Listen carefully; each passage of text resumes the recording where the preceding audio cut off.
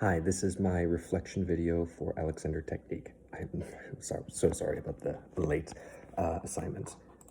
Okie dokie. So, for question 1, describe your habitual patterns of use in acting and daily life that interfere with the more coordinated, whole, and integrated way of being. Be specific and detailed. Focus on habitual related to postural coordination. So, a lot of my habitual patterns that I have noticed in myself is that for some reason when I act, I always seem to have like a slight lean to one side, or when I'm listening, I kind of go like I move my head slightly. It doesn't feel like anything when I'm doing it myself, but when it's on camera or it's like on to the other person, it's very distracting. It seems very disjointed and disconnected. And I feel like that has hurt my acting a lot. Another habitual pattern I tend to have is I kind of like have a bit of a slouch, like it's a big curve in my back and then clumped on my neck. So, and I hold my shoulders up a little high. So when I do that, I become very disconnected with my psycho and physical unity. So it's clumped, it's restricted, it's closed off, and it's difficult to really feel connected. I feel like I have that barricade, as I've said before, where I'm not connected. I'm just trying to push for an emotion. I'm pushing for a connection, and it just doesn't come out good. Question 2, reflect on the experience of using yourself in a more connected, whole, and integrated way. What is it like for you? Highlight key Alexander principles, practices, or areas of awareness support this well-being. So Alexander Technique has helped me a lot, an insurmountable amount.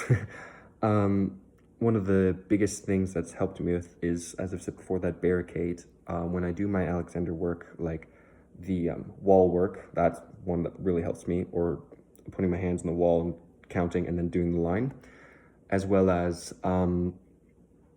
what's it called? It's the semi-supine, and just feeling the arms release and the neck.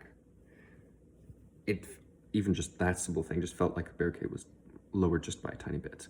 I have a lot of back and muscle issues. They're almost always in pain. So I feel like that puts that barricade there. And then doing the Alexander Technique, it removes that barricade or lowers it. And I am much more connected to my scene partner.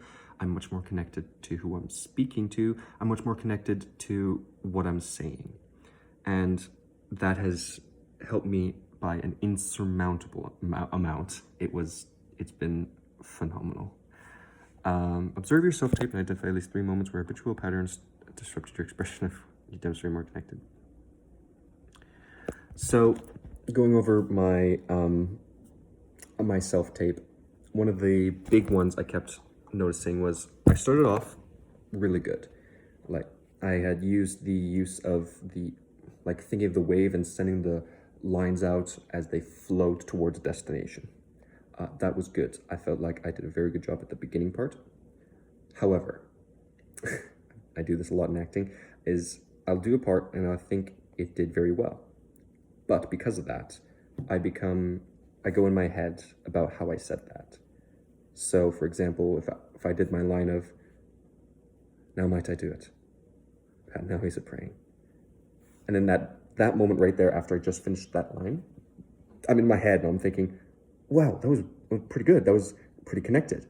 But by doing so, I disconnect myself from my acting, thus puts the barricade back up. So I'll do that Alexander Technique, and then I get in my head, my stupid head keeps getting in the way. And then I have to keep forcing it. Because like you said, it's like pushing a boulder up the hill. Like once it's rolling, it's good, but if it starts going backward, it's so much more difficult to start off. Because I can't just stop and do all those Alexander techniques and then keep going. I have to stay in the moment. I have to keep going.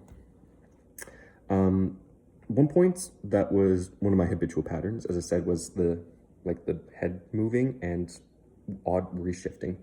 Near the end of it, by the point where I was talking about how I was going to kill him, I started using my body a little bit too much, to the point where it disconnected me from what I was talking about. So my habitual instinct to like move often, and like with ADHD, like there's always got to be a source of movement, a lot of energy in my body. Going back into that, it became, my brain was more focused on me shifting around subconsciously. So then I became disconnected from what I was saying. And then I noticed that, so I go in my head, and then it's just an infinite cycle of negativity, and it just keeps going on.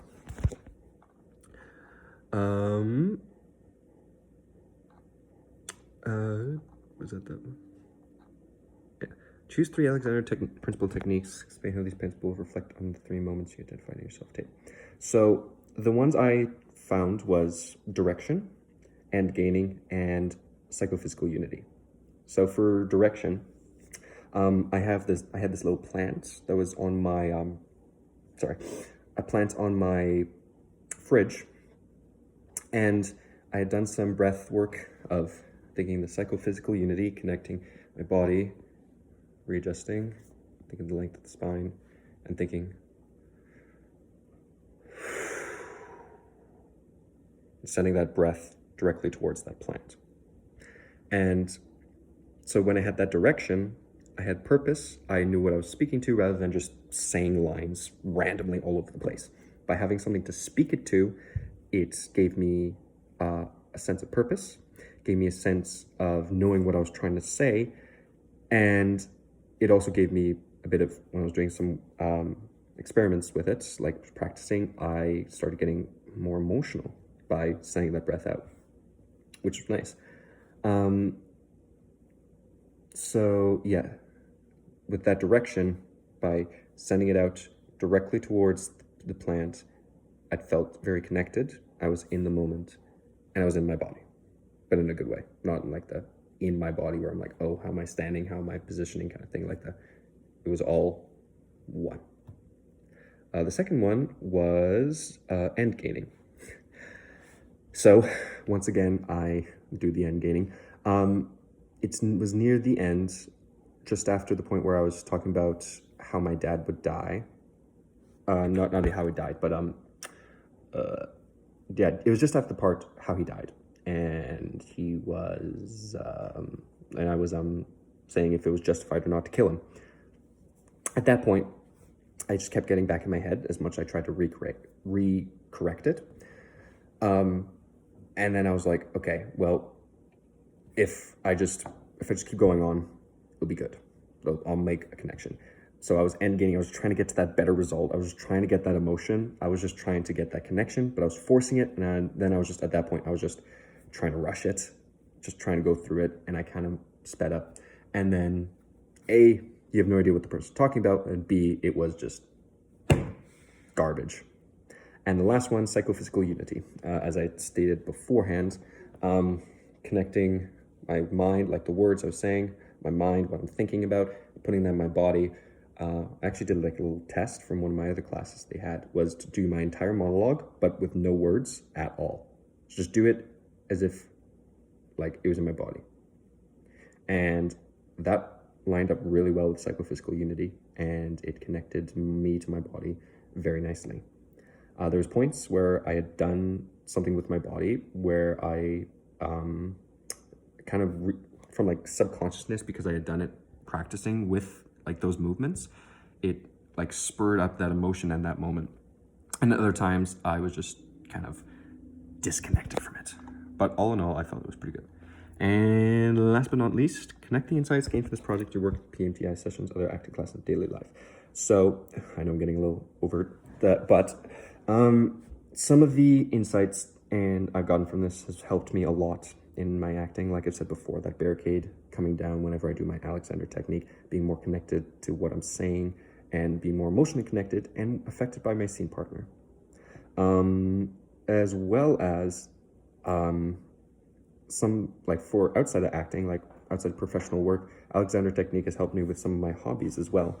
One of them is painting little miniatures, but I have very shaky hands, as you can see. So trying to paint little details, especially eyes, on models is super difficult. And so I tried just using Alexander technique, and it actually worked. It like made it so much easier to be more connected, and just, it didn't remove the shakes entirely, but it was much better. And yeah, those are all the questions. I am so sorry about the late assignment submission. Thank you so much for reaching out. That really helped me a lot. And I'm sorry that I went over time. Thank you so much, Mark, for all the work you did. It has helped me so much. I love you, Mark. I hope to see you around.